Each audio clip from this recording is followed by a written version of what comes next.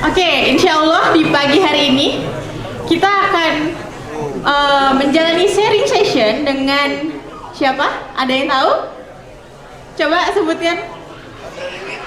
Ya, Mbak Dewi Sandra. Mbak Dewi Sandra ini adalah seorang wanita kelahiran Brazil. Ya, kelahiran Brazil 3 April 1980. Ya, ketahuan deh tahunnya. Nggak usah dikira-kira lah ya umurnya berapa, tapi masih tetap muda dan cantik ya. Bismillahirrahmanirrahim. Ya, saat ini seperti yang kita ketahui, Mbak Dewi Sandra merupakan seorang public figure yang sudah hijrah. Yang mungkin semoga nanti kita bisa mendengarkan kisah hijrahnya seperti apa ya. Kemudian selain hijrah, beliau juga sudah merintis salah satu bisnis. Ada yang tahu bisnisnya apa? Iya, bisnis hijab. Yang mereknya atau nama dari hijabnya adalah Doa Indonesia.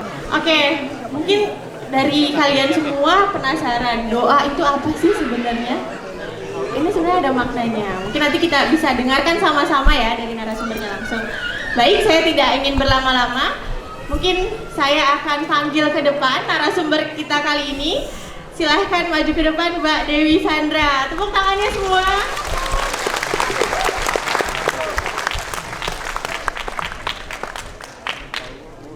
Selamat pagi. Untuk mic-nya.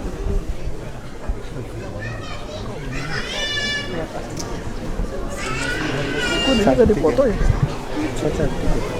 Sebelum acara ada satu patah dua patah kata yang ingin disampaikan Mbak Dewi Sandra, mungkin menyapa teman-teman semua di sini. Banyak nih patah-patahnya. Yang pertama, saya mau mematahkan, kenapa tanggal lahirnya disebutin? Ketahuan kan udah tua, ya Allah. Tapi kelihatan udah tua nggak sih? Enggak ya? Masih muda. Kalian nggak usah membuat hati aku bahagia. Ini bukan peres loh Mbak. Bismillahirrahmanirrahim. Assalamualaikum warahmatullahi wabarakatuh. Waalaikumsalam warahmatullahi wabarakatuh. Alhamdulillahirabbil alamin. Assalatu wassalamu ala Rasulillah amma ba'du. Dewi sangat bahagia sekali hari ini kita semua bisa berkumpul. Segala puji dan syukur tentunya kami panjatkan kepada Allah Subhanahu wa taala, dan salawat dan salam tentunya kami sampaikan kepada pujaan kita, toladan kita, Nabi Muhammad SAW beserta keluarga, para sahabat, dan insya Allah semuanya yang berusaha untuk mengikuti jejaknya sampai hari kiamat kelak. Hari ini insya Allah kita akan duduk bersama-sama, kita akan belajar bersama-sama, and I'm so excited karena ada dua sosok yang tentunya juga dinanti-nantikan, Mas Sandiaga Uno dan juga Ustadz Adi Hidayat, Masya Allah.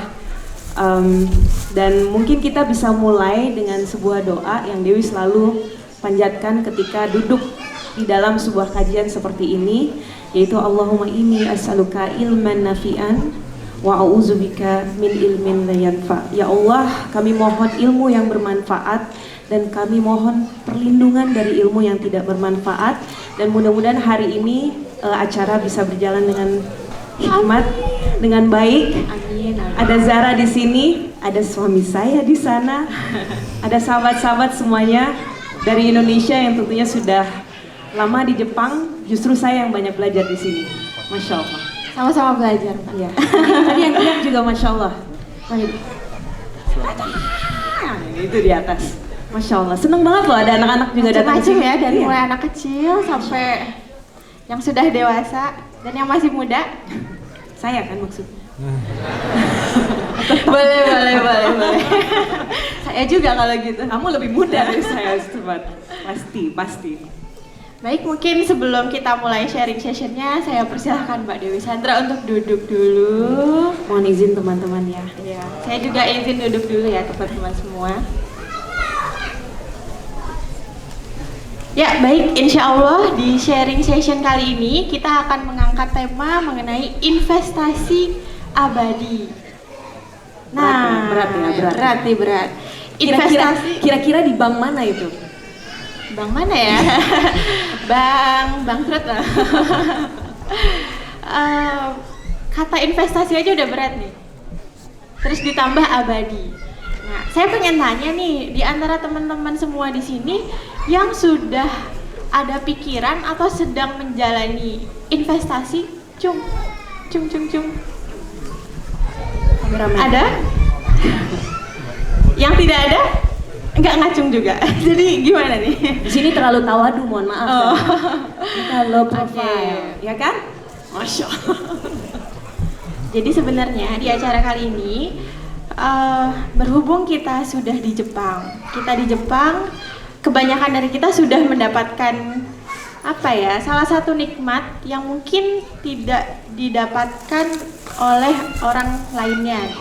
Setidaknya dengan kita di Jepang pun ini sudah merupakan sebuah nikmat yang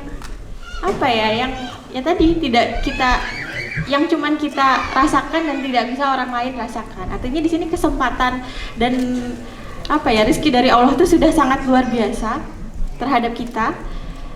Dan akan lebih bijak lagi ketika kita sudah di Jepang, kemudian banyak dari kita yang sudah mendapatkan income ya, terutama ada yang bekerja, ada yang mungkin ketika masih mahasiswi ini mendapatkan uang tambahan dari beasiswa, atau kita bekerja di Baito di sini kan part time, di sini 1 jamnya luar biasa ya, 1 jam bisa dapat 1.000 yen minimal. Iya, bahkan untuk misalnya cuci piring 1 jam 1.000 yen, ya siapa yang nggak mau? Ya maksudnya banyak celah-celah rezeki yang bisa kita dapatkan secara mudah gitu di sini. Dan akan lebih bijak lagi ketika rezekinya ini kita kelola dengan baik. Kita investasikan, di mana investasi ini tidak sekedar investasi belaka. Tadi investasi abadi. Kalau abadi itu berarti artinya gimana sih? Hanya berlaku di dunia saja apa tidak? Halo? Hai. Kalau yang namanya abadi itu berarti bagaimana? Apakah hanya berlaku di dunia? Tidak, karena dunia itu sifatnya nggak abadi ya. Berarti investasi yang memang sustainable sampai akhirat, berkelanjutan sampai akhirat. Nah, di sini kita sudah mengundang narasumber yang sangat cocok. Yang tadi kita sudah lihat di profilnya, Mbak Dewi Sandra ini selain menjadi public figure, ternyata beliau merintis sebuah bisnis yang bisnisnya ini bukan hanya sekedar bisnis duniawi. Insya Allah ya Mbak Dewi. Mungkin untuk pertama nih saya pengen mencoba menggali dulu dari Mbak Dewi Sandra. Sebelum ke investasi dan bisnis ya, sebenarnya apa sih yang menjadi tujuan hidup Mbak Dewi Sandra saat ini? Atau goal life-nya seperti apa? Saya pernah berdiskusi dengan seseorang yang saya sangat hormati. Kalau di sini kita manggilnya sensei, berarti guru. Betul? Betul. Ya, sensei kan? Sensei, oh sensei bukan sensei. Sensei beda ya, itu yang tusuk-tusuk ya, sensei ya. Ya Allah. Sensei. Yes.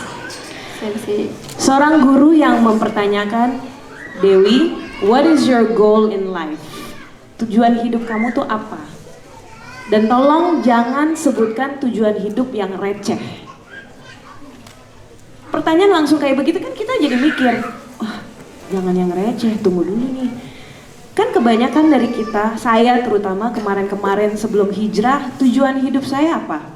Saya pengen populer, saya pengen punya tabungan di bank yang bisa bikin saya merasa nyaman dan tentram.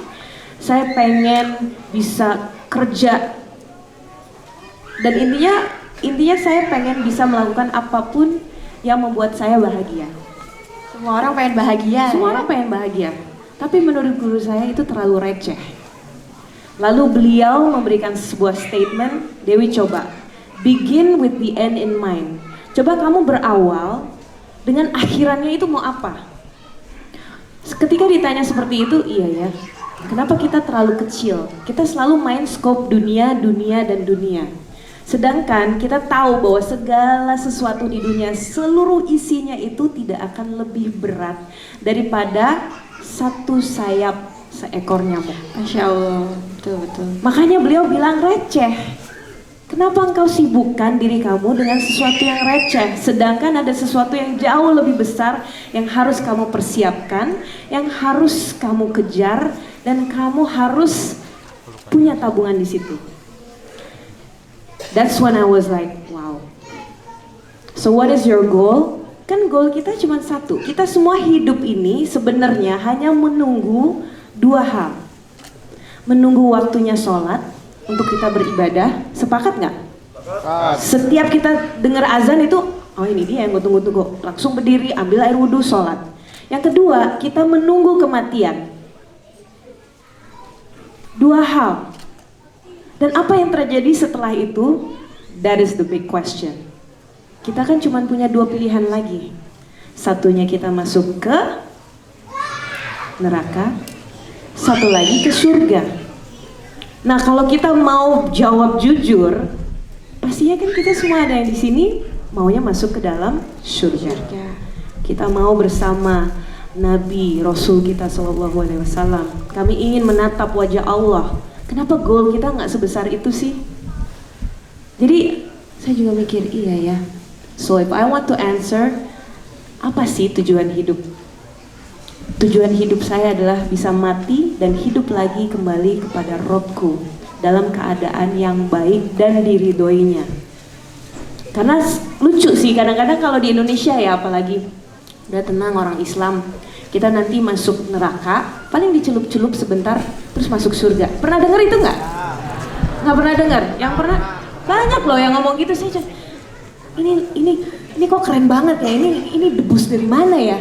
Kok kayaknya api neraka ditantang gitu, kok amazing banget. How can you answer that? Coba kita ambil korek sekarang, kita 5 menit aja deh. Berani nggak? Ini api neraka 70 kali lipat panasnya. Itu paling ringan, otak kita mendidih. Dan kadang-kadang malah jadi guyonan juga ya, kayak nggak apa-apa deh dosa, ntar juga tinggal dicuci-cuci bentar, terus keluar neraka masuk surga. Ucapan itu doa loh. Kadang-kadang kita merasa bercanda, gue bercanda. Nggak ada, diaminin sama malaikat mau ngomong apa. Nanti di rewind tuh videonya kita masing-masing. Nih waktu itu lu ngomong gini kan, waktu lagi ada di mana coba? Di Jepang. Lagi ada di Jepang, lagi makan bento, ya kan? Lagi asik-asik. Kumpul sama teman-teman, udah tenang aja bro, tenang aja sis, kita paling celupin bentar doang, habis itu masuk surga. Think about it. Itu hal yang sangat-sangat berat. Jadi kalau ditanya, you need to think big. Kita ini adalah ciptaan Allah yang terbaik. Kemarin juga Mbak Dewi udah lihat apa aja? Masya Allah, aku sudah lihat Mount Fuji. Aku sudah datang ke Plum Blossom. Tapi lupakah kita semua bahwa ciptaan Allah terbaik itu adalah apa? Ada yang bisa jawab? Ciptaan Allah yang terbaik itu apa? Manusia. Apa coba? Coba mana suaranya? Manusia. Yang tertinggi itu kan manusia. Terus iya ya, aku selama Jepang aku lupa melihat ciptaan terbaiknya Allah. So jadi dalam hidup itu banyak sekali pelajaran-pelajaran yang bisa dipetik untuk melihat, ya Allah di Jepang ini Masya Allah ya, orang-orangnya tuh taat sekali dengan hukum. Samina watona, mereka punya adab yang luar biasa baiknya. Luar biasa, keren gak sih orang Jepang? Ilmu. Negara besar atau manusia-manusia terbaik itu pasti akan memuliakan ilmu. Mereka pasti akan hormat sama guru. Nah, gimana caranya kita mau begin with the end in mind? Kita mau surga nih, tapi kita nggak punya ilmunya. Terus mau nyampe ke situ gimana caranya? Kan satu-satunya cara cuman dengan belajar. Oleh karena itu kita benar-benar kita harus bersyukur banget hari ini kita akan kedatangan Ustadz Adi Hidayat. Masya Allah, kita harus benar-benar bersyukur dan momennya mudah-mudahan bisa dimanfaatkan dengan baik. Karena nggak ada yang lebih mulia daripada ilmu agama, satu-satunya kunci yang bisa membuka akses untuk tujuan utama kita sebagai manusia. Oke. Nah, terkait tujuan hidup yang ternyata pengen masuk surga, insya Allah semua orang nggak ada ya yang nggak ingin masuk surga. Kalau ada yang nggak mau masuk sih, saya pengen ketemu aja nih orangnya kayak mana sih. Dan Nggak ya? hidup Insya Allah kita ketemu semua. Allah desain untuk beribadah kepada Allah. Tentunya 24 jam dalam sehari. Kalau misalnya kita tidak gunakan untuk beribadah itu rasanya ya gimana gitu untuk mencapai tujuannya gitu. Kalau misalnya kita tidak bijak dalam menggunakan satu hari dalam 24 jam itu. Dan kadang-kadang yang sering kita lakukan adalah terdistraksi oleh aktivitas-aktivitas yang kita lakukan. Nah, saat ini kan Mbak Dewi Sandra sedang menjalankan sebuah bisnis gitu, yang mungkin bisnis ini sama-sama akan menyita waktu, yang sama-sama akan banyak pikiran kita terkuras ke sana. Tapi bagaimana supaya bisnis ini tetap bisa satu jalur dengan tujuan hidup kita gitu. Mungkin bisa diceritakan awal mulanya bisnis ini seperti apa, terus pentingnya dan motivasi awalnya apa sih? Oke. Pertanyaan susah, kok kamu jadi susah sih pertanyaannya? Oke, ini ada satu pertanyaan yang sangat menarik. Lebih baik jadi orang kaya yang bersyukur atau orang miskin yang sabar? Kenapa? Tunggu. Kaya bersyukur, angkat tangan. Kaya dan bersyukur. Oke. Miskin dan sabar. Ada juga loh yang angkat tangan. No, that's good. Sekali lagi ya, kaya dan syukur, miskin dan sabar. Tadi yang angkat miskin dan sabar, jangan malu, no. Miskin dan sabar. 1, 2, 3, 4. Oke. Ini yakin ya dengan jawabannya ya. Karena konsekuensi dari Allah yang tadi apapun yang kita ucapkan itu adalah doa, kita siap dengan itu kan? Nah lo bener nggak? Oh langsung pada turun semua ya tangannya. Saya coba tanya lagi. Kaya dan bersyukur, angkat tangannya. Oke. Miskin dan sabar. Tetap ada yang istiqomah dengan miskin dan sabar. Masya Allah. Tapi teman-teman harus tahu bahwa kita sudah punya contoh yang nyata. Dari nabi-nabi kita ada yang kaya banget. Nabi Daud, Nabi Sulaiman. Bahkan Nabi Muhammad, dia adalah pembisnismen yang luar biasa dengan istrinya Khadijah, businesswoman yang sangat terhormat. Mereka kaya dan mereka adalah hamba-hamba Allah yang terbaik. Tapi ada juga nabi-nabi kita yang miskin. Nabi Ayub. Dan banyak sosok-sosok sahabat juga yang tidak memiliki kenikmatan-kenikmatan yang mungkin teman-teman yang kaya dapatkan. Tapi orang miskin yang sabar adalah orang-orang yang dijanjikan sama Allah. Orang miskin akan masuk ke dalam surga duluan sebelum orang kaya 500 tahun. Soalnya orang tanya. Tahu kan? Pernah dengar itu? Itu bukan hoax. Itu beneran. Jadi sekali lagi, miskin dan bersabar. Mau masuk lebih awal nggak sih ke surga? Udah mulai galau nih, udah mulai stres nih. Aduh yang mana sih? Aduh pusing deh aku, ya Allah. Poinnya adalah Allah Ta'ala itu paling mengerti siapa yang paling pantas untuk menjadi kaya dan siapa yang paling pantas untuk miskin. Why? Karena belum tentu kalau kita kaya, kita akan setaat itu. Ngerti gak sih? Harta itu kadang-kadang bisa menjadi ujian yang sangat besar untuk kita. Tapi kemiskinan juga bisa menjadi ujian yang sangat besar untuk kita. Terus harus yang mana dong? Aku bingung. Jadi mau milih kaya apa miskin?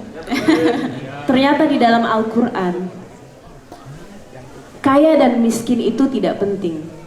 Karena Allah tidak melihat itu. Allah melihat hamba-hambanya yang beriman dan yang bertawakal.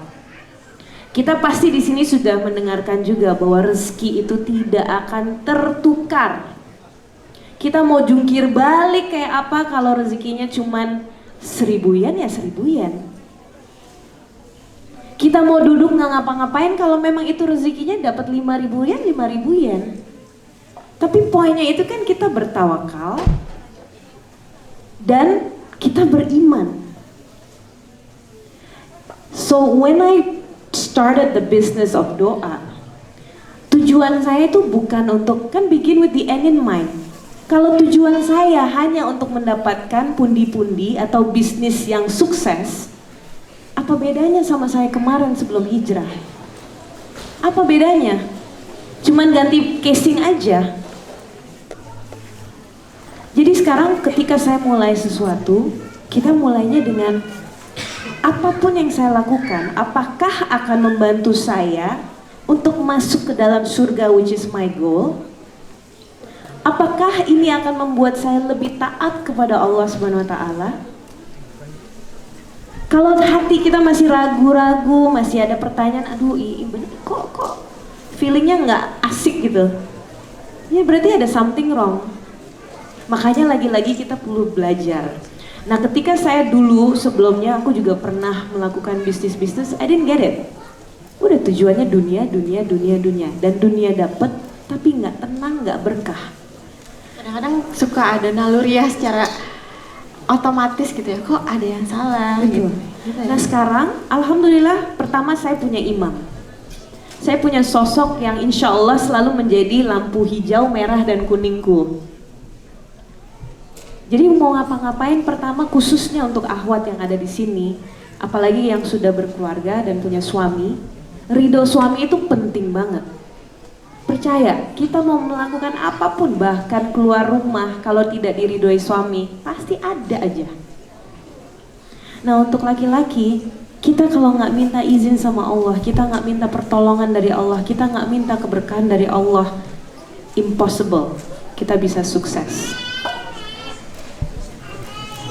Jadi segala sesuatu memang harus diawali dengan satu doa yang sebenarnya kita suka skip. Bismillahirrahmanirrahim. Sebutlah nama Allahmu. Masa kita kalah sama burung? Burung itu pagi terbang Bertasbih ya. perutnya kosong.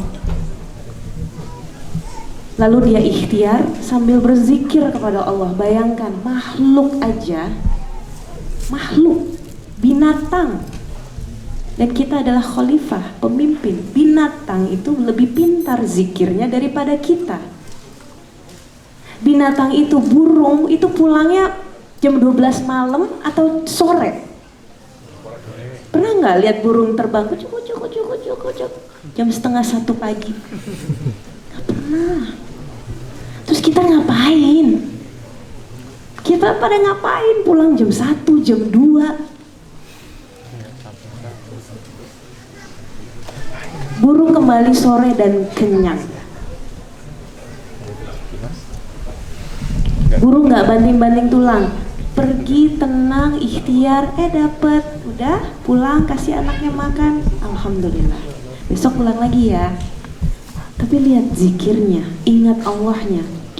Nah ketika Dewi mulai satu bisnis namanya doa, tegang, itu Dewi stres banget karena selama 6 tahun itu diajak sama orang, yuk mulai bisnis. Enggak.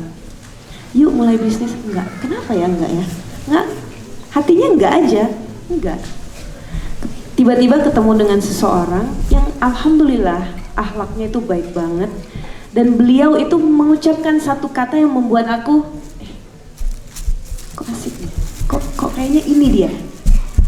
Saya bertemu dengan orang, alhamdulillah banyak orang yang baik ya. Nah salah satu orang yang saya ketemu sudah mendekati manajer saya, mengajak untuk kolaborasi dan bisnis bersama. Saya bilang tunggu dulu. Terus nggak sengaja kita ketemu di mall dan beliau tawadunya minta ampun. Kayaknya rezeki itu datang dari mana aja, jangan takut. Mbak Dewi, apa kabar? Baik. Masih ingat nggak? Apa ya, nggak ingat. Tapi nggak mungkin kan? Ingat. Aku itu loh yang waktu itu pernah ngajakin bisnis bersama, Masya Allah. Ini orang yang mau investasi sama Dewi, mau kasih duit lah istilahnya. Terus aku nggak ingat sama dia. Agak nih. Terus udah gitu, beliau bilang, Mbak Dewi udah tenang aja ya. Tolong jangan diburu-buruin, aku juga nggak paksa. Kalau Mbak Dewi nggak yakin sama saya nggak apa-apa. Tapi tolong Mbak Dewi sholat istikharah dulu ya. Seneng banget nggak sih ketemu orang kayak gitu? Mbak Dewi sholat dulu istikharah. Kalau udah yakin, yuk kita mulai. Beneran dikasih waktu istikharah, terus habis itu telepon lagi, ditanya Mbak Dewi udah sholat istikharah belum? Kalau udah, nggak apa-apa, coba sholat yang lainnya juga. Itu kan membuat aku, ini dia nih yang aku cari. Orang yang sama-sama punya goal dan tujuan besar, tidak receh. Ketika bisa bersinergi, Masya Allah, jalannya enak banget. Dan ketika akhirnya kita deal, Dewi juga bingung, ini apa ya, nama brandnya apa ya. Benar-benar udah lost. Apa ya, emang manusia itu sebenarnya sok-sok kreatif. Tapi sebenarnya lemah, kita bodoh, kita nggak bisa melakukan apapun kecuali minta sama yang Maha Kuasa, yang Maha Tahu, yang Maha Baik atas segala sesuatu yang tidak pernah kita bayangkan. Dan muncullah sebuah nama yang kita ucapkan juga setiap hari, doa. Ada apa-apa? Doa. Segala macam doa. Ya aku ngomongin doa terus, apa namanya doa aja ya. Terus aku gambar-gambar desainnya DOA. Oke. Terus ini apa ya artinya? Akhirnya ngobrol sama suami. Sayang, kamu kalau dengar doa, kamu apa ya? Ya doa itu kan kehambaan kita kepada Rob kita. Dan itu adalah senjatanya manusia, terutama orang-orang Islam. The power of doa is indestructible. Ketika kita doanya benar. Nah ketika ngomong sama Agus, iya tapi kalau ini mau dihubungin sama brand, oh, bisa dong sayang, coba kamu pikir-pikir lagi. Iya ya, doa tuh pasti ada D untuk apa ya, D, ya Allah. Dan benar, kita minta pertolongan sama Allah. Bismillah ya Allah, mohon hidayahnya, mohon pertolongannya. D, dress only for Allah. Insya Allah. Kita berpakaian hanya untuk Allah. Kenapa sih? Agama kita mengajarkan kita untuk menutup aurat. Agama kita mengajarkan bahwa segala sesuatu, bahkan pakaian, kalau benar dan kita mengawali dengan lillahi ta'ala, kita dapat pahala. Bayangkan, pakai baju aja dapat pahala agama ini. Semuanya diajarkan. Lalu, do only for Allah. Apapun yang kita lakukan, bangun tidur, siapin sarapan, mempersiapkan anak-anak sekolah, melayani suami, istri juga mendapatkan berkah dari suami dengan penghasilannya. Itu ibadah, everyday transaksi sedang terjadi kalau kita do only for Allah. Lalu yang terakhir, doa only to Allah. Kadang-kadang kan kita manusia selalu berharap sama manusia lagi. Kita berharap pertolongan dari, dia lebih kaya, dia pasti bisa nolong gue. Oh dia lebih kuat, dia punya posisi, dia bisa nolong gue. Tapi lupa ada yang lebih tinggi daripada itu, yaitu minta kepada Allah. Akhirnya brand ini sudah keluar, sekarang tahun kedua, dan Dewi belajar banyak banget dari proses ini. Lagi-lagi bukan karena kepintaran atau kehebatan, nggak ada. Literally ini lillahi ta'ala, karena Allah. Dan itu enak ngejalaninnya, kita nggak profit oriented, kita nggak cari apapun, kecuali seneng aja ngejalaninnya. Tawakal, Allah, saya berikhtiar seperti burung itu. Kalau memang rezeki saya untuk hari ini, alhamdulillah. Kalau bukan rezeki saya, alhamdulillah. Enak kan ngejalaninnya? Saya jadi penasaran nih, ketika Mbak Dewi menjalankan bisnis ini, karena tadi orientasinya sudah Allah ya, tapi mungkin tetap saja dalam bisnis, apalagi bagi pemula ya, misalnya bagi saya yang awam gitu, saya kan untuk mikirin bisnis aja, waduh mikir 2 kali gitu, karena merasa saya nggak punya bakat nih di bisnis, atau saya takut untuk menjalankan bisnis ini karena takut beresiko segala macam.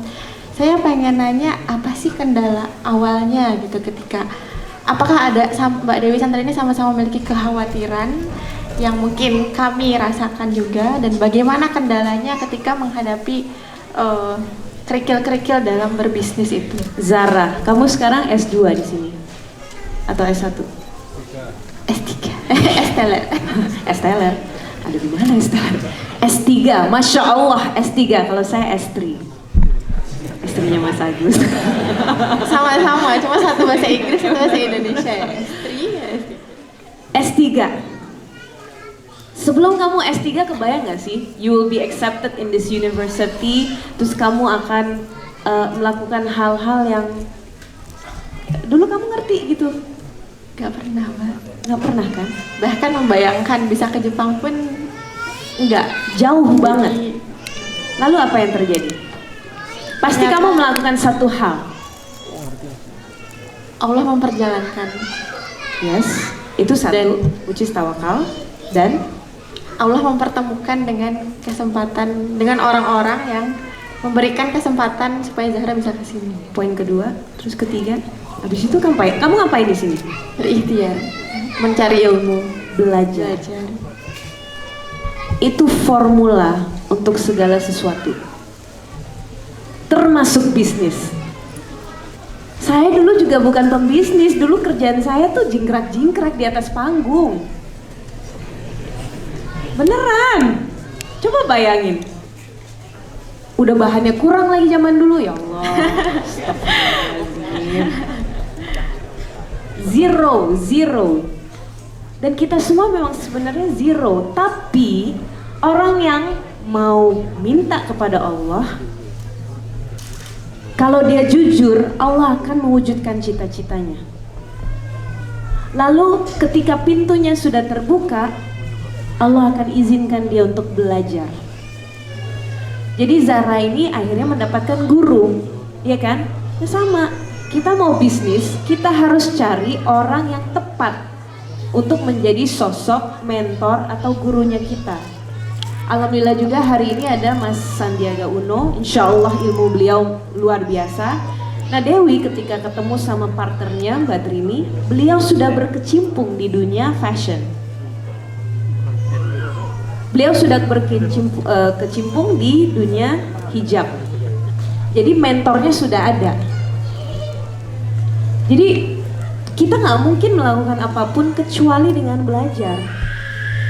Proses berarti ya semuanya. Tidak ada shortcut proses. Yang namanya bisnis itu harus ngerasain dari zero. Harus ngerasain dari bawah. Harus ngerasain namanya capek. Harus ngerasain usaha. Harus keringetan. Harus ada stres-stresnya, tegang-tegangnya itu ada, dan itu nikmat. Itu nikmat banget. Karena ketika kita sudah di atas, kita nggak tahu kalau ada masalah, oh enggak, ini solusinya gini, dulu gue pernah gini. Jadi untuk nanti kita, kan tujuan kita untuk mendidik orang lain juga nanti. Ilmu kan nggak boleh pelit. One day ketika kita sukses, kita harus bagi ilmunya juga. Jadi to start a business, do it. Lagi-lagi, moto aku do only for Allah. Do it. Minta pertolongan sama Allah. Dan jadi penasaran juga nih, kalau ketika kita berbisnis seringkali orientasinya adalah profit. Ya ini feedback dari apa, gitar kah? Bass. Oh, this is a bass. Bukan ya? Bukan dari ini ya. Oke, mungkin.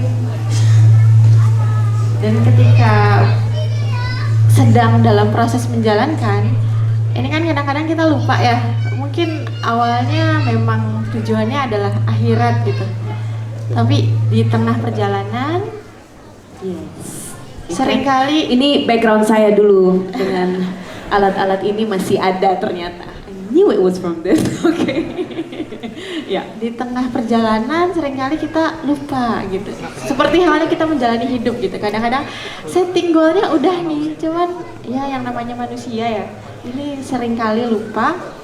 Nah ini gimana cara Mbak Dewi Sandra untuk tetap mengembalikan on the track gitu. Ketika sudah Ya kan bisnis ini seringkali profit gitu ya.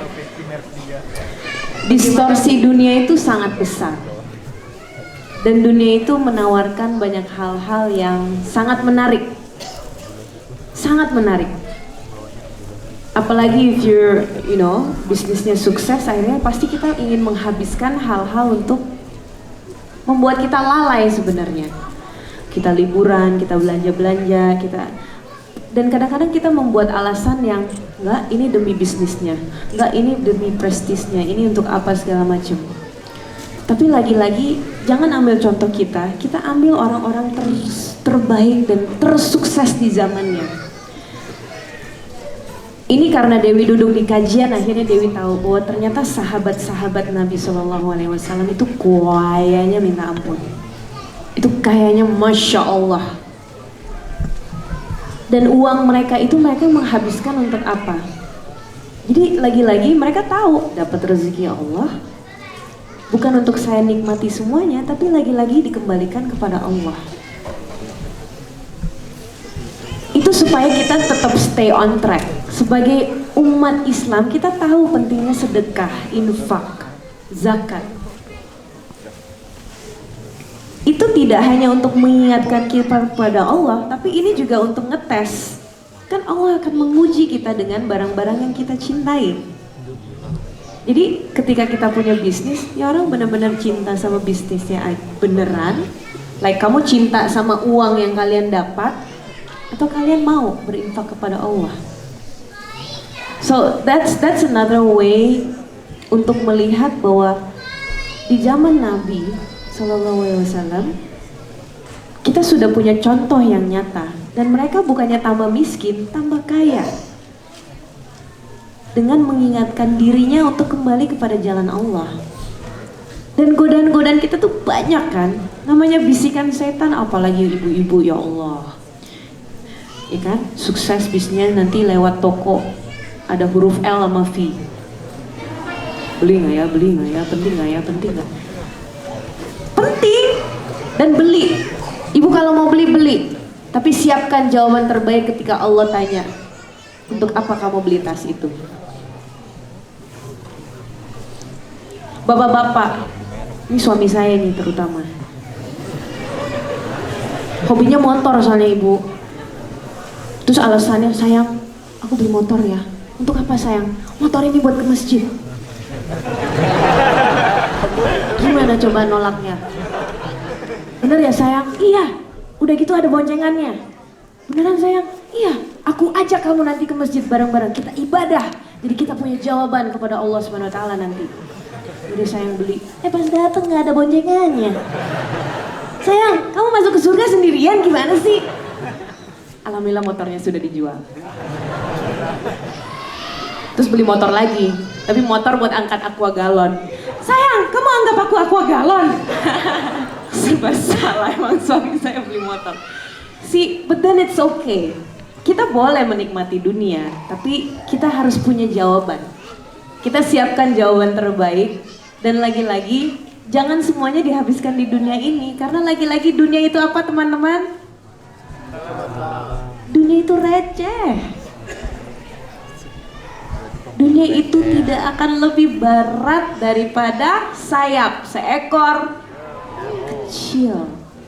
Focus on the big stuff. Lebih bermanfaatkah kalau uang ini kita sedekahkan kepada dompet duafa? Iya benar. Anak-anak yatim, janji Allah nggak mungkin salah, itu pasti berkah lagi, berkah lagi, berkah lagi, berkah lagi. Bahkan saya pernah ketemu satu businessman, beliau dari kota mana ya Ran? Beliau juga hijab.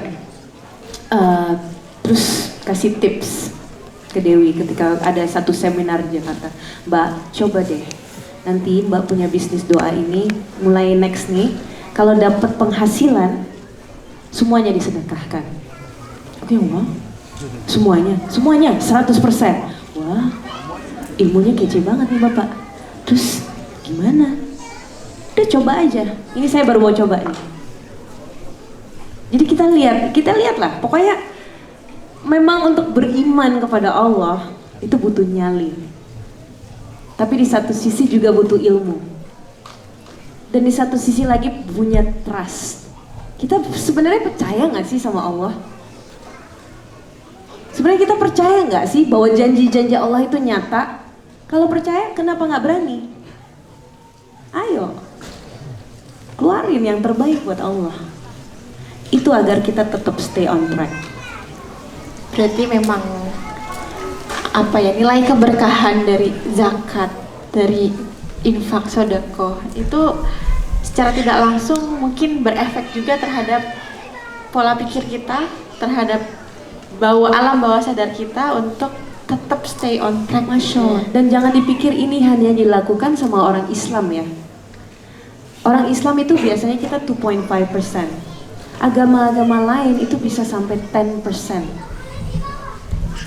Dan lagi-lagi janji Allah tidak hanya untuk kita, untuk mereka pun dikasih. Makanya kadang-kadang kita lihat kok agama mereka, kok mereka subur ya, kok mereka kaya ya. Karena mereka berani. Tapi yang mereka dapatkan itu hanya di dunia. Jangan lupa, hanya di dunia. Masa kita kalah sama 10%? 2.5% aja itu masih susah banget. Ini sekarang teman-teman di dalam dompet ada berapa? Langsung gak ada yang mau sebutin. Hari ini saya tinggalkan semuanya di rumah. Berani nggak? Jangankan 10, udah 50%. 50% yang kita bawa hari ini berani nggak? Ada ACT di sini, dompet duafa di sana. Coba lihat. Trust, do for Allah. Kita lihat apa yang terjadi. Masya Allah. Sebelum lanjut ke sesi talk show selanjutnya, mungkin saya ingin mengingatkan dan memberi informasi juga kepada teman-teman mungkin nanti yang ingin menanyakan pertanyaan. Pertanyaan bisa disampaikan melalui Slido. Mungkin bisa. Udah ya? Benar. Dan sekali lagi terima kasih banyak. Assalamualaikum warahmatullahi wabarakatuh. Waalaikumsalam.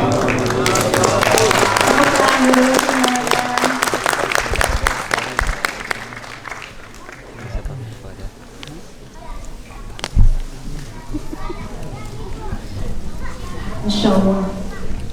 Mulai dengan yang kecil. Dream big.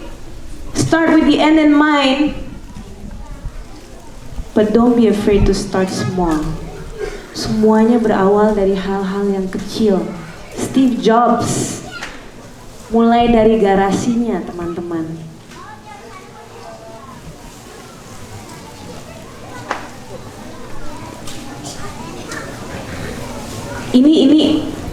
Ini yang aku bilang tadi.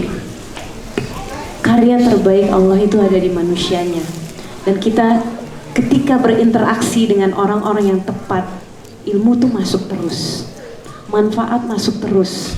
Dan untuk menjadi hamba Allah yang terbaik, kita harus menjadi orang-orang yang bermanfaat juga. Jangan egois, jangan pelit. Share. Teman kita ada yang maju, kita senang, kita doain, ya Allah, kita doain teman kita semakin sukses, malaikat mengaminkan kita dan kita pun juga ikut sukses. Jadi sekarang tuh this is not a time to be competitive, takut dengan saingan. Justru kita tunjukkan siapa yang terbaik. Dan jika Allah menjaminkan bahwa kita adalah umat-umat yang terbaik, ayo tunjukkan dengan sikap kita. Tunjukkan dengan karya kita.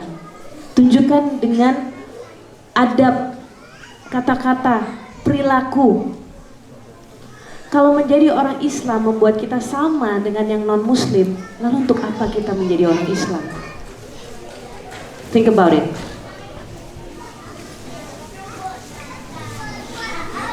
Baik, mungkin kita sudahi dulu, nggak apa-apa ya Mbak ya, untuk sesi sharing kita kali ini. Dan selanjutnya kita lanjut ke sesi Q&A, karena sudah banyak pertanyaan dari teman-teman semua yang mungkin nanti kalau misalnya Mbak Dewi Sandra masih banyak yang ingin di-sharingkan, mungkin bisa sekaligus menjawab dari pertanyaan ini ya. Mungkin untuk pertanyaan pertama dari Anonymous. Tidak Ya, Anonymous. Oh, Anonymous. Oh, sorry. namanya keren banget ya. Deg-degan. Anonymous keren banget namanya. Oke. Oke, pertanyaan adalah bagaimana investasi dunia yang halal? Apakah benar bisa kita percaya pada lembaga-lembaga investasi berlabel syariah bahwa memang itu betul-betul syariah? Ini pertanyaan yang paling cocok ditanyakan kepada Ustadz Adi Hidayat. Why? Karena saya ini juga masih murid dan saya nggak berani membicarakan tentang syariat. Akan dosa besar ketika saya berusaha untuk menjawab jawaban ini dan ternyata saya salah. Terus teman-teman ikutin saya, nanti kebayang nggak pas kiamat nanti kamu ikutin saya. Itu Dewi Sandra di Jepang itu waktu itu ya, dia ngomong kayak begini, ya Allah, yang kena tuh saya. Jadi tolong, saya mohon maaf. Mungkin pertanyaannya bisa kita jawab di sesi selanjutnya. Yes, Ya. it's a very good question. Tapi kita simpen untuk ahli ilmu sesungguhnya. Atau ini ada yang lebih menarik sebenarnya. Bisnis. Ya, dalam berbisnis hijab ini kan memang saingannya banyak ya, Mbak. Ya. Semua orang kayaknya banyak yang oh ya bisnis hijab. Dan sudah sangat menjamur dan mainstream. Apalagi di Indonesia. Nah, kira-kira apakah ada saran untuk bidang bisnis lain dari Mbak Dewi? Pertama, kenapa saya terjun di dunia hijab meskipun banyak? Karena salah satu passion saya mungkin ada di situ. Namanya perempuan pasti nggak jauh ya dari fashion ya. Pasti sukanya hijab, baju, cantik-cantik. Kalau saya mencoba sesuatu di luar bidang saya ada, which is makanan. Saya main di food and beverage di Jakarta. Nanti kalau main-main ya teman-teman ke Indonesia, ada namanya promo gratis. Nah ini dia nih, kita menggunakan Sekalian promosi juga ya Mbak. boleh. Ada namanya Scoops. Scoops itu tempat gelato dan alhamdulillah sekarang kita sudah berkembang menjadi satu restoran, family restoran lah ya. Insya Allah makanannya juga halal, kita jaga semuanya. Dan yang membuat saya seneng banget dengan Scoops adalah setiap hari Jumat atau waktu-waktu sholat kita selalu berhenti. Jadi terutama hari Jumat itu khusus untuk chef dan waiters kita yang ikhwan, kita wajibkan mereka untuk beribadah. Alhamdulillah toko kita juga dekat masjid. Jadi itu sesuatu yang menyenangkan sekali. To know that, karena banyak sekali ya bisnis-bisnis yang nggak boleh pakai hijab, sholatnya susah banget. Mau leave untuk umroh atau haji, saya dengar dari teman-teman di sini nggak pernah terjadi. And I'm like, wow, itu pasti berat banget. Jadi mudah-mudahan bisnis-bisnis yang kita bangun Islam friendly. Dan balik lagi ke hijab, saya tuh juga berteman sama Ria Miranda, Dian Pelangi, Dinai. Pokoknya brand-brand hijab itu kita semuanya sebenarnya bersahabat. Dan ini bedanya Islam, bahwa kita nggak ada yang takut. Oh ada pendatang baru lagi, kita rangkul, kita support. Sis, lu butuh tempat ini nggak printing? Kita biasanya di sini. Lu mau bikin brosur di mana sih? Lu di sini aja, lu cobain deh. Alhamdulillah ini oke banget, harga juga bersahabat. Jadi informasi itu kita selalu bagi dan nggak pernah takut dengan namanya persaingan. Karena seperti yang Dewi katakan di awal, rezeki itu tidak mungkin tertukar. So if your passion is in food, ayo bermainlah di situ. If your passion is in hijab, pakaian, bismillah. Lagi-lagi minta pertolongan. If your passion is in khususnya untuk laki-laki, motoran. Ada intervention? Silakan gitu, silakan. Pertama kita harus tahu kita sukanya apa, karena akan susah sekali. Misalnya kalau kamu belajarnya, kamu apa ambilnya? Biochemistry. Biochemist. Untuk seorang biochemist kita paksakan untuk arts and theater. Gambar muka orang aja saya ancur Mbak. Jadi Gak bisa. jangan dipaksakan. Meskipun kita tetap bisa belajar. Betul. But if your passion is there, berarti kita melakukan sesuatu dengan hati. Dan hati itu penting. Karena kalau kita happy, hasilnya pasti akan beda. Ya, kalau sudah main hati tuh, wah semuanya jadi bisa. berubah ya.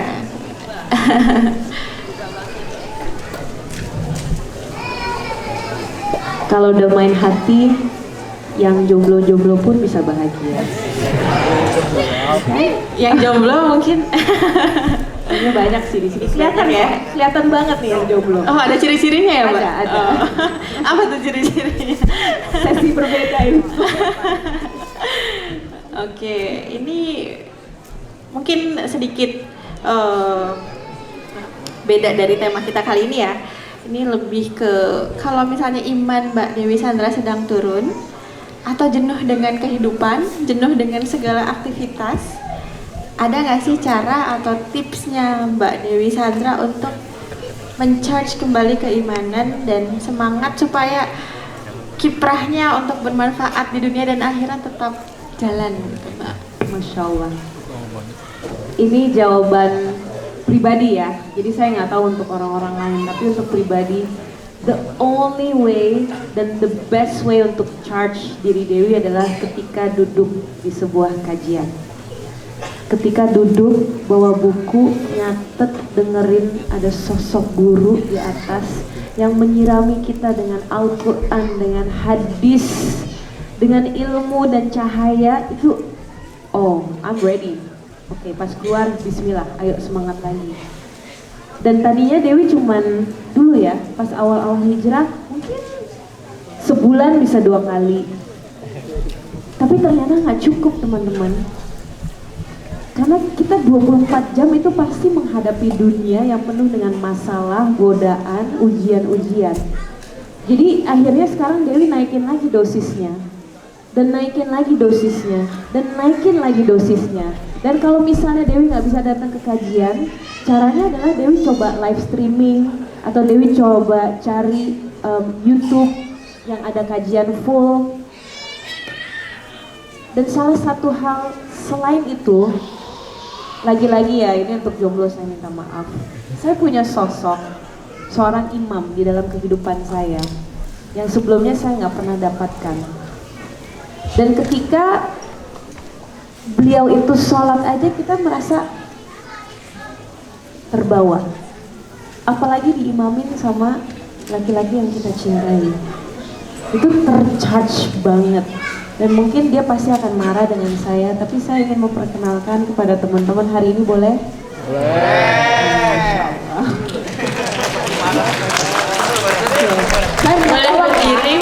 Saya minta tolong ya, kalau dia marah kalian belain aku, oke? Iya. Ini Masnya boleh naik juga ke atas panggung. Assalamualaikum warahmatullahi wabarakatuh. Perkenalkan, nama saya Agus, saya suami dari Dewi. Alhamdulillah bisa hadir di sini bersama saudara-saudara saya. Mudah-mudahan bukan pertama kali dan pertama kali silaturahim kita, mudah-mudahan bukan yang terakhir. Insya Allah kita ditemukan lagi oleh Allah. Gimana caranya nge-charge iman? Idem sama jawaban kamu. Gak boleh. Mungkin saya bisa menambahkan sedikit jawaban Dewi. Buat saya, mungkin ketika saya bertemu Dewi, kita di fase dimana sama-sama mau untuk belajar, mau untuk hijrah mungkin ya. Jadi kita sama-sama mencari guru-guru, mencari kajian-kajian, dimanapun kita datangi, yang dekat, yang jauh, insya Allah itu cara menurut saya yang paling efektif untuk kita men-charge ketika kayak Nabi bilang kan, iman itu pasti turun naik. Jadi cara paling men-charge ya kita datangi kajian-kajian ilmu. apalagi sayang, kamu ganteng banget ya hari ini. Insya Allah, terima kasih. Assalamualaikum warahmatullahi wabarakatuh. Masya Allah, tuh kan enak kalau punya suami. Yang jomblo-jomblo, saya doakan semoga ketemu jodoh yang terbaik di waktu yang terbaik. Aminnya kenceng kan, ketahuan nih, udah ketahuan. Oke, mungkin ini Ini mic-nya agak kurang. Cek. Baik, kita coba, karena tadi Mbak Dewi Sandra nyinggung-nyinggung tentang suami istri nih. Ini ada pertanyaan, bagaimana membagi kesibukan berbisnis dengan mengurus rumah tangga di rumah sebagai istri? Masya Allah. So, my first job, tugas utama saya adalah menjadi seorang istri. Gak ada yang bisa mengalahkan itu, dan khususnya untuk awat-awat yang saya hormati di sini, gak ada yang lebih mulia daripada mengurusi suami dan juga anak-anak kelak. Dan tanggung jawabnya besar banget. Karena at the end of the day, kita ini tidak punya kewajiban untuk mencari nafkah. Hal itu bisa terjadi ketika suami kita ridho dan ikhlas. Jadi ketika Dewi hijrah, Dewi juga udah izin sama suami, saya udah pengen di rumah aja ya, kita pengen belajar, pengen memperbaiki diri, dan mudah-mudahan Allah akan membukakan jalan untuk hal tersebut. Lalu alhamdulillah melewati fase dan proses, pintu yang tadinya kita sengaja menutupi, ada pintu-pintu lain yang terbuka, tapi dengan koridor dan syarat-syarat yang disetujui dan disepakati sama pasangan saya. Jadi semua kegiatan, mulai dari keluar rumah, pemotretan, Dewi pergi sama siapa, nanti pulangnya jam berapa, diatur segala macam, itu semuanya pakai izin suami. Dan ketika suami bilang enggak, udah, tugas kita adalah taat sama suami. Dan percaya itu adalah keberkahan yang jauh lebih besar daripada kita mengurusi bisnis kita. Karena seorang perempuan, pasti teman-teman sudah mendengar hadis ini juga, seorang perempuan yang taat kepada suaminya berhak untuk masuk surga lewat pintu mana saja. Berhak masuk pintu surga yang mana saja. Tapi sekarang pertanyaannya adalah, taat kepada suami itu gampang apa susah? Susah. Calon suami siap-siap ya. Perempuan itu susah diatur, Masya Allah. Siap tapi? Siap. Semangat bener ya. Siapnya mantep banget. Ntar kalau udah nikah, ternyata berat juga ya. Masya Allah. Yang penting semangat di awal. Nggak apa-apa. Itu dia. So ini adalah peringatan untuk diri saya sendiri juga, bahwa my main job, my first job adalah menjadi istri dari Bapak Agus Rahman. Bisnis itu nomor 2, nomor 3, nomor 4 bahkan. Baik, jadi tetap prioritasnya sejalan dengan apa yang menjadi nilai-nilai Islam ya. Karena di Islam pun sebagai seorang istri, kita dituntut untuk prioritas pertama itu adalah suami dan anak-anak. Sesibuk apapun, sebanyak apapun aktivitasnya, tetap semua kembali ke suami ya Mbak. Iya. Betul sekali. Ya, ini balik lagi ke bisnis nih Mbak. Jadi tektok ya. Siap. Bagaimana Mbak Dewi memandang dunia bisnis dan investasi yang penuh resiko? Ada resiko pertama riya, riba juga mungkin ya, banyak ya potensi untuk riba. Kemudian berikhtilat, campur laki-laki dengan perempuan. Dan apa perlu semua muslim berbisnis dan berinvestasi? Mungkin penting gak sih bisnis dan investasi itu gitu ya? Penting untuk seorang muslim belajar. Itu lebih penting daripada pertanyaan-pertanyaan tadi. Why? Ketika kita belajar, kita akan tahu mana yang ria, yang mana yang enggak. Mana yang riba, mana yang enggak. Kita akan tahu berikhtilat itu seperti apa. Ini kalau enggak, kita ngejalanin semuanya tanpa kita belajar, benar-benar duduk sama guru, tanya sama guru, tanya dengan ahli ilmu yang bisa menjelaskan dengan dalil-dalil Al-Quran dan juga hadis. Nggak bisa nih nanya sama saya, terus saya jawab oh nggak apa-apa kok, kita harus nggak bisa.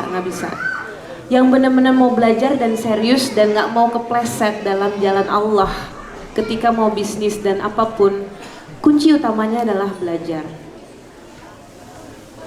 Dan carilah guru-guru yang benar-benar memahami soal syariat, soal ikhtilat, soal ijma, soal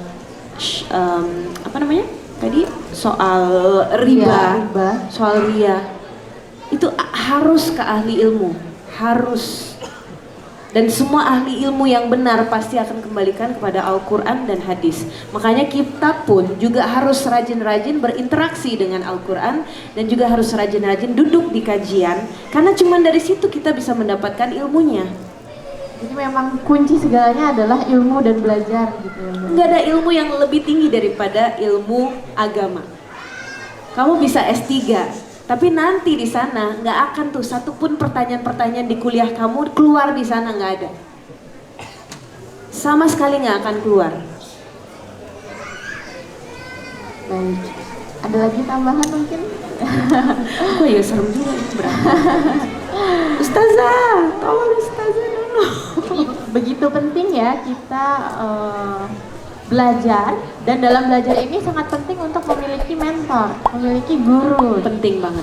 Ya, baik itu ilmu agama, ilmu berbisnis, atau ilmu apapun itu memang sangat perlu punya mentor. Karena dengan adanya mentor jadi terarah dan jadi ada pengingat gitu ya Mbak ya. Terarah, diingatkan, dan satu lagi manusia itu tempatnya blind spot. Kita punya titik-titik lemah yang kita sendiri nggak tahu itu titik lemah. Pernah nggak sih? Mungkin untuk Dira Bahir gitu ya. Di sini juga ada Dira photographer. Kadang-kadang kita ambil shots, tapi ternyata kalau ketemu sama mentor, lightingnya bisa gini loh. Terus iya ya, kok aku nggak pernah kepikiran itu blind spot aku. Dulu Dewi juga gitu. Kalau misalnya mau terjun di acting, Dewi mungkin acting sesuai apa yang Dewi bayangkan. Tapi kan orang yang mentor melihat, wih, lu coba deh kayak begini. Iya ya, feel-nya beda ya. Oh iya ya, interpretasinya beda. Hasilnya juga beda. Ketika kita ada mentor, he will show you your blind spot dan coba memperbaiki kekurangan-kekurangan yang ada di dalam kita. Iya betul. Nah ini terkait Mbak Dewi Sandra yang saat ini sebagai public figure, seorang yang banyak dikenal oleh masyarakat Indonesia ya. Bagaimana Mbak Saya dikenal gini.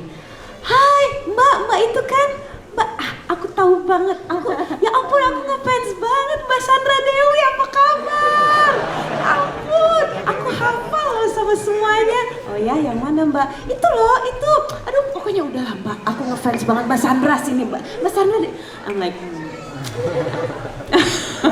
yang nikahnya di Tokyo Disneyland. Betul bukan? sekali, ya kan? Masya Allah, intermezzo. Bukan ya Mbak ya? Beda tipis memang. Tapi ternyata waktu saya cek KTP-nya, beliau lagi kita ketemu lah. Nggak, sini. Kan gue duluan ya. Gua udah pasti gue lebih tua gitu. Tapi bener nggak sih nama kamu beneran itu? Pas dicek, iya bener loh, Sandra Dewi. Ya udahlah, aku nggak bisa berkutik. Kita bersyukur aja, rezeki tidak akan tertukar. Nah, acara sesi talk show kita kali ini sebelum dikembalikan lagi ke MC dengan doa kifaratul majlis. Subhanakallahumma wa bihamdika asyhadu an la ilaha illa anta astaghfiruka wa atubu ilaik. Amin ya rabbal alamin. Semoga acara hari ini berkah dan banyak sekali pelajaran serta saling belajar ya kita satu sama lain, baik audiens maupun saya sebagai moderator dan Mbak Dewi Sandra sebagai pembicara. Semoga kita banyak mengambil manfaat dari acara hari ini. Assalamualaikum warahmatullahi wabarakatuh. Waalaikumsalam.